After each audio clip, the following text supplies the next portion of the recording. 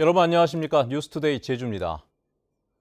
지난 한국전쟁 당시 제주의 젊은이 3천여 명이 해병대 3, 4기에 지원해 인천 상륙작전에 참전을 했었는데요.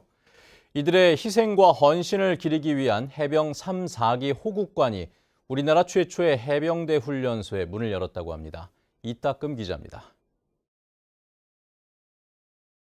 잔디밭에 모여 카메라를 응시하고 있는 앳된 훈련생들. 70여 년 전 인천 상륙작전을 앞둔 해병대 3, 4기생들입니다. 전쟁 당시 입었던 낡은 전투복은 물론 생사를 함께했던 반합도 당시 모습 그대로 남았습니다. 제주 출신 해병대 3, 4기생들이 당시 찍었던 사진과 실제 사용했던 전투용품들인데 호국관 개관을 위해 참전 용사들이 기꺼이 기증했습니다. 오늘 이렇게 좀 만들어져가지고 정말 여러분들이 와서 한눈으로 다 견학하게 된 것만 해도 정말 다행스럽고 고맙게 생각합니다. 이번에 문을 연 해병 3, 4기 호국관에는 인천 상륙작전 참전을 위해 모인 3, 4기의 탄생 배경과 서울 탈원작전 등 수많은 전투에서 승리한 역사가 담겼습니다. 호국 정신을 계승하기 위해 10년 넘게 복원 공사를 거쳐 700제곱미터 규모로 지어졌습니다. 목숨을 두렵지 않고 자진 입대해서 그분들이 인천 상륙작전부터 용감하게 싸운 그런 해병 정신을 이어받기 위해서 조국을 지키기 위해 기꺼이 참전한 제주 해병의 역사와 정신이 담긴 호국관. 호국관은 지역 주민과 관광객들에게도 상시 개방돼 안보교육의 장으로 활용될 예정입니다. MBC 뉴스 이따금입니다. 우리 제주에는 음력 8월 초하루가 되면 일가 친척이 모여 조상묘에 풀을 베는 풍습이 있죠. 추석을 앞둔 주말 중산간 공동묘지 등 제주 전역에 벌초 행렬이 이어졌습니다. 박주영 기자입니다. 중산간 들녘 곳곳에 요란한 예초기 소리가 울려 퍼집니다. 예초기가 지난 자리마다 무성하게 자란 풀들이 잘려나갑니다. 따가운 햇살에 이마에는 구슬땀이 절로 맺혔지만 마음은 뿌듯합니다. 특히 코로나19 사회적 거리두기 해제로 2년 만에 일가 친척들과 함께 벌초에 나서면서 돈독한 정까지 느낄 수 있었습니다. 근데 원래부터는 좀 거리가 완화가 되면서 서울에 있는 자식들도 내려오고 해서 많은 친지들이 다 모여서 한꺼번에 벌초를 할 수 있어서 아주 기쁘고요. 또 못 봤던 얼굴들도 볼 수 있어서 너무 좋고요. 아버지의 가르침을 받고 할아버지 묘 벌초에 나선 아들들. 풀들이 잘려나갈 때마다 묘는 서서히 제 모습을 찾아갑니다. 묘 주변 정리까지 끝나자 정성스럽게 준비한 음식을 차려놓고 조상의 음덕도 기립니다. 군대 처음 전역하고 할아버지께 군대도 잘 다녀왔다고 얘기도 드리고 할아버지도 뵐 겸 처음 벌초를 왔는데 가족들과 함께 벌초를 하게 돼서 뜻깊은 하루였던 것 같습니다. 조상의 묘를 찾는 벌초 행렬은 추석을 앞둔 주말까지 절정을 이룰 것으로 보입니다. 하지만 벌초철 안전사고에는 주의가 요구됩니다. 최근 3년 동안 발생한 벌초 안전사고가 105건에 이르고 90% 가까이가 이맘때 집중되기 때문입니다. 벌초 중 안전사고 위험도 커지는 만큼 소방당국은 예초기를 사용할 때 충분한 작업 반경을 유지하고 벌에 쏘이지 않도록 주의할 것을 당부했습니다. MBC 뉴스 박주연입니다.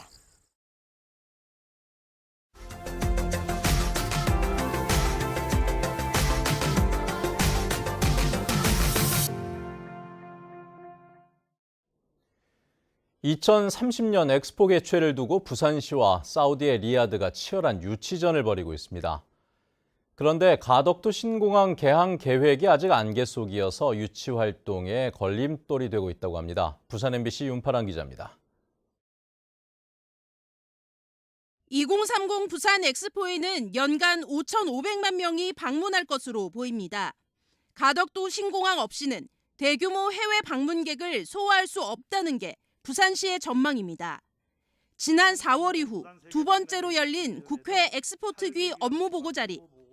하지만 국토교통부가 제출한 보고서에는 택시 부재 해제, 버스 증편 같은 대중교통 수준의 대책만 담겨 있었습니다.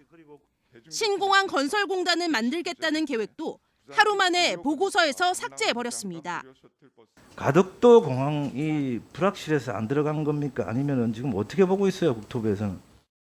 국토부는 최대한 신속하게 짓겠다는 모호한 답변만 내놨습니다. 가덕도 공항은 최대한 신속하게 추진한다는 입장을 갖고 있고 그 부분에 대해서 관련 절차나 이런 것도 부산시하고 협조해서 최대한 단축을 하려고 하고 있습니다. 게다가 정부가 예상하는 착공 시기는 부산시 계획보다 1년이나 늦은 2025년 말. 당장 다음 달 국제 박람회 기구에 엑스포 유치 계획서를 제출해야 하지만 2030년 개항을 목표로 하고 있다는 표현만 담아 신공항 추진 의지를 의심케 했습니다. 정부에서도 이미 그러한 그 계획들을 가지고 논의를 하고 있는 것으로 그렇게 알고 있습니다. 그리고 또 특별한 그런 조치가 필요하겠죠.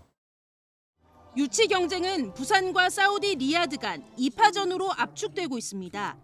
170개 회원국들이 지지 의사를 속속 밝히고 있는 가운데 사우디가 앞서가고 있다는 게 중론입니다. 지금 일단 입장을 표명하였지만 저희들 생각은 앞으로 계속 노력하면 또 넘어올 수도 있다는 판단입니다. 시간이 아직 많이 있고요. 또 BI 사무총장 쪽에서도 그렇게 이야기를 해주었습니다. 2030 엑스포는 내년 11월 회원국의 3분의 2 이상의 표를 얻는 후보지가 최종 개최 도시로 결정됩니다. MBC 뉴스 윤파란입니다.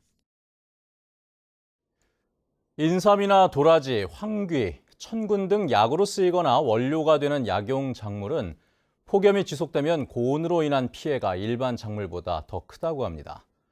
최근에는 기후 변화로 인해 기온이 상승하면서 재배 면적도 줄 것으로 예상이 되는데 이러한 문제점을 해결할 수 있는 기술이 우리 연구진의 노력으로 나왔다고 합니다.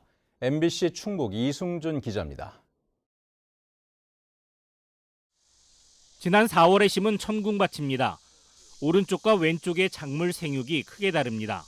오른쪽 밭은 천궁잎이 사람 무릎 높이만큼 올라와 풍성하게 퍼졌지만 왼쪽 밭은 제대로 잎이 펴진 것을 찾기 어렵습니다.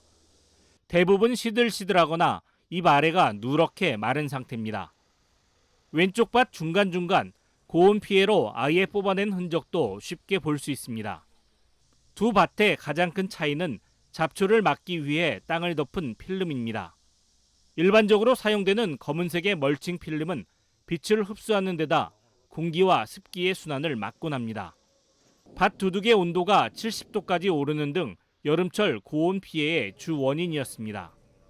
이번에 개발된 필름은 바깥쪽 흰색, 안쪽 검은색으로 빛을 반사하는 데다 미세한 구멍이 뚫려 있어 수분을 밖으로 증발시키며 온도를 낮추도록 했습니다. 여름철 한낮 시간 밭두둑의 온도를 최대 30도 정도, 토양 온도를 9도 정도 낮추는 것으로 나타났습니다. 고온 피해를 막기 위해 현재 해발 400m 이상인 제천과 경북 영양 등에서 주로 생산되는 천궁의 재배 지역을 평지로 확대하는 효과도 기대됩니다. 그리고 앞으로 기후 변화가 생겨서 우리가 이제 그 한반도 남쪽에서 더 이상 이런 작물들을 재배할 수 없을 때에도 충분히 작물을 재배가 가능할 것 같습니다. 300평 밭을 기준으로 비용은 25만 원 선.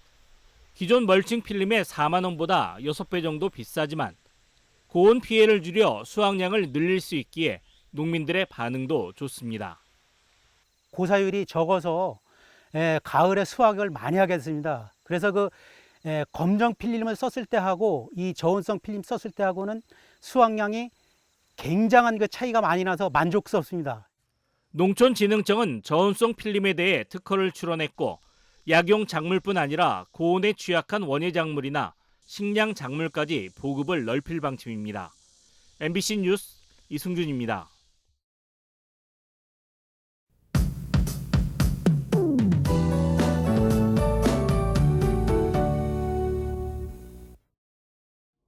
네, 8월의 마지막 월요일도 선선하게 시작하고 있습니다. 바람결이 시원하고 공기도 깨끗한데요. 오늘은 어제보다 낮 기온이 올라서 31도 안팎의 낮더위가 이어지겠습니다. 내일은 일시적으로 더 더워지겠는데요. 내일 비가 와서 전국적으로 서늘하겠지만 제주는 고온다습한 남풍의 영향으로 낮에 33도까지 올라가겠습니다. 비구름이 물러가고 모레는 기온이 떨어지면서 다시 선선해지겠습니다. 비는 내일 낮에 오겠고요. 모레 새벽부터 오전 사이에도 가끔 내리겠습니다. 양은 5에서 30mm 정도가 예상됩니다. 오늘 동해 북부 해상에 위치한 고기압의 가장자리에 들겠는데요. 구름 많다가 오후부터 차차 흐려지겠습니다. 현재 기온 보시면 북부 지역 23도, 서부 지역 22도로 가장 선선하고요. 남부 지역 24도를 보이고 있습니다. 오늘 낮 기온은 북부 지역이 31도까지 오르면서 가장 덥겠고요. 서부 지역 29도, 남부 지역 30도가 예상됩니다. 어제보다 2, 3도가량 올라가겠습니다. 도서 지역도 하늘빛이 흐리겠고요. 낮에 30도 안팎의 낮더위가 이어지겠습니다. 물결은 제주 전해상에서 잔잔하게 일겠습니다. 모레 비가 그친 뒤에는 주 후반까지 날이 흐리고 선선한 날씨가 이어지겠습니다. 기상정보였습니다. 제5대 제주에너지공사 사장에 김호민 제주대학교 교수가 지명됐습니다. 김호민 후보자는 제주 출신으로 한국전기연구원 선임연구원 등을 지냈고 제주도 풍력발전사업심의위원회와 에너지위원회에 참여하며 탄소 중립에너지정책 수립에 기여해왔다는 평가를 받았습니다. 김 후보자에 대한 인사청문회는 다음 달 열릴 것으로 보입니다. 제주 4.3 당시 행방불명됐지만 공부상 생존자로 남아있는 희생자에 대해 2차 실종 선고 청구가 추진됩니다.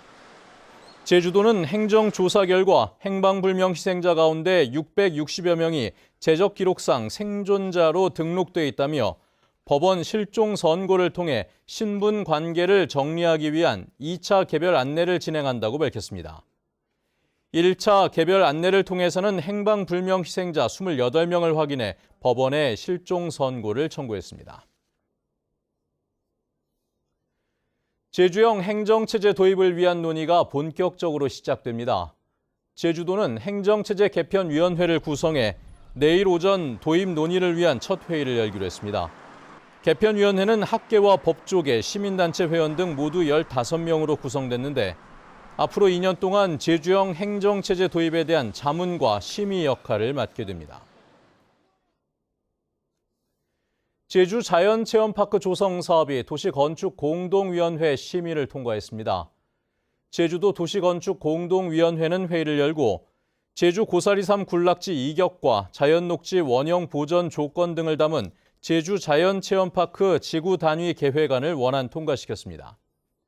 한편 제주시민회관은 당초 용도였던 공공청사를 폐지하고 복합문화시설로 변경됐습니다. 4개월 연속 하락세를 보이던 제주 지역의 소비 심리가 회복세로 전환됐습니다. 한국은행 제주본부에 따르면 이번 달 제주 지역 소비자 심리지수는 93.7로 전달보다 6포인트 상승했습니다. 전국 소비자 심리지수가 2.8포인트 상승한 것에 비하면 2배 넘게 높은 수치입니다. 주요 지수별로는 현재 생활 형편과 소비 지출 전망이 2포인트 올랐지만 금리 수준 전망은 4포인트 떨어졌습니다.